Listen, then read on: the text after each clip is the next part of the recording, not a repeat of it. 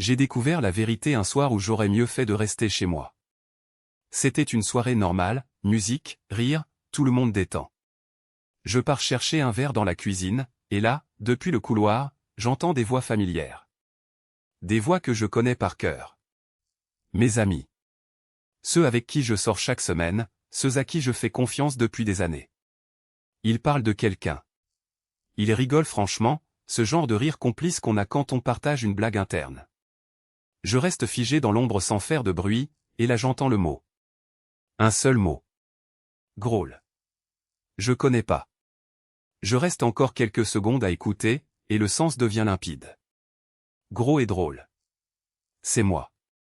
C'est mon surnom. Pas un surnom qu'ils m'ont donné en face, pas quelque chose qu'on a ri ensemble. Non.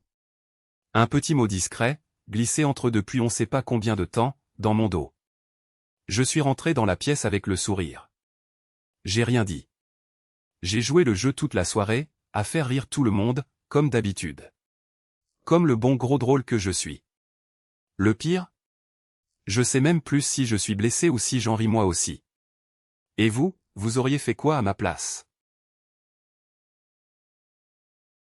On nous avait dit que cette ferme était impénétrable. Évidemment, ça nous a donné encore plus envie d'y aller. Mon pote Lucas et moi, on s'est faufilés à l'intérieur, excités comme des gamins. Les murs craquelaient, les fenêtres béantes, l'herbe qui arrivait aux genoux, l'ambiance parfaite. On explorait chaque recoin, on filmait tout, on se sentait un peu aventurier, un peu idiot aussi, mais surtout on kiffait. Et puis, d'un coup, Lucas n'est plus là. Je me retourne. Personne. Je l'appelle.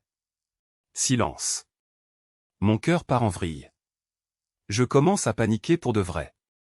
Les vieilles fermes, les planchers pourris, les accidents bêtes, mon cerveau part dans tous les sens.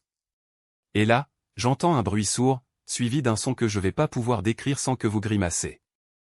Un espèce de splouche. Et une odeur. Une odeur que je connaîtrai jusqu'à ma mort. Lucas venait de découvrir, avec tout son poids et toute sa dignité, une trappe cachée sous les hautes herbes. L'entrée secrète de la ferme abandonnée. C'était la fosse septique. Il était dedans. On est rentré en voiture. Les vitres grandes ouvertes. En silence. Certaines amitiés survivent à tout. Est-ce que la vôtre aurait survécu à ça? J'ai passé 2 heures de ma vie à me battre contre un meuble de petite fille. 2 heures. Un samedi après-midi entier. Tout a commencé quand le livreur a déposé cet énorme carton devant ma porte. Un meuble pour ma fille. Super, je me fais plaisir, je joue le bon papa bricoleur. J'ouvre le carton, je sors toutes les pièces, les vis, les chevilles, les petits trucs en plastique dont je sais même pas le nom. Et là. Pas de notice. 0. Rien. J'ai retourné chaque planche, vérifié chaque sachet, relu les inscriptions sur le carton. Néant total. Je me dis, ces incompétents n'ont pas mis la notice. Tant pis, je me débrouille. Et je me débrouille. À la sueur de mon front, au feeling, au forcing. Je démonte, je remonte, je jure, je transpire, je maudis le fabricant, l'usine, le livreur, le samedi.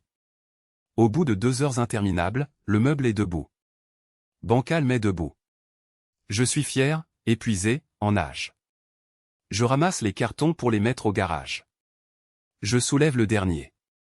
Et là, collé dessous, bien planqué, la notice. Durée de montage estimée, 20 minutes. 20 minutes. J'aurais dû rester au lit. Vous aussi ça vous arrive, ou c'est juste moi? C'était un trajet comme tous les autres. Je montais dans le RER, je trouvais une place, et un homme venait s'asseoir juste en face de moi. Casque sur les oreilles, regard dans le vide. Rien d'anormal. Je sortais mon téléphone, je pensais à ma journée. Le silence total. Et puis, au bout de quelques minutes, sans me regarder vraiment, il lâche d'une voix décontractée, « Alors, tu viens chez moi ce soir ?» Je lève les yeux. Il est tourné vers moi. Je le regarde. Mon cerveau fait le calcul en 2 secondes. Un inconnu. Dans un RER. Qui me fixe? Qui me pose cette question? J'avais deux options, fuir ou répondre. J'ai répondu.